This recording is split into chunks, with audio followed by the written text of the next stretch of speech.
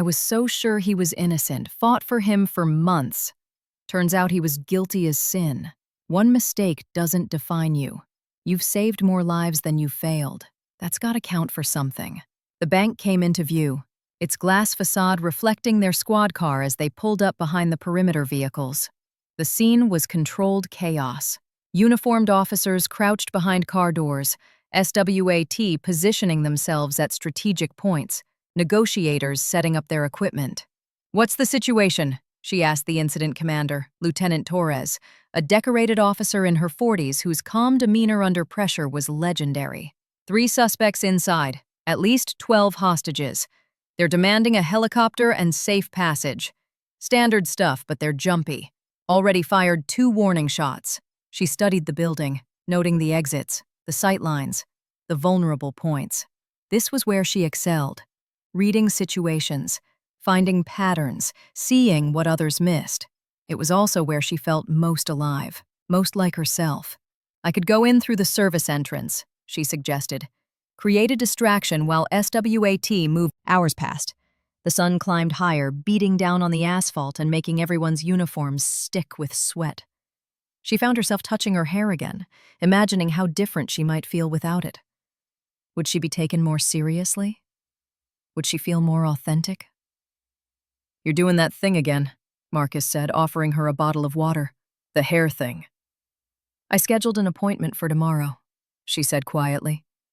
"With Maria at that salon on Elm Street. She's going to cut it all off. Pixie cut, she called it." Marcus was quiet for a moment. "You sure about this? It's not exactly regulation for female officers to have super short hair." "Since when do I care about what's typical?" She laughed bitterly. "I became a cop because I wanted to make a difference. Instead, I spend most of my time filing reports and watching the system fail the people it's supposed to protect." "So what's the hair got to do with it?" "Maybe nothing.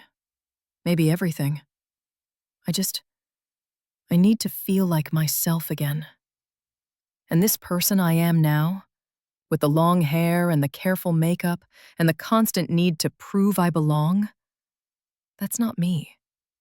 That's who I thought I had to be to survive in this job." The negotiation dragged on, and she found her mind wandering to tomorrow's appointment.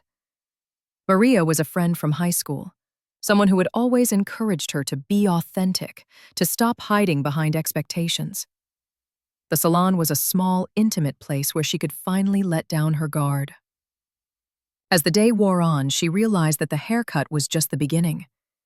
She was ready for a bigger change, ready to stop pretending to be someone she wasn't, just to fit into a world that might never fully accept her anyway.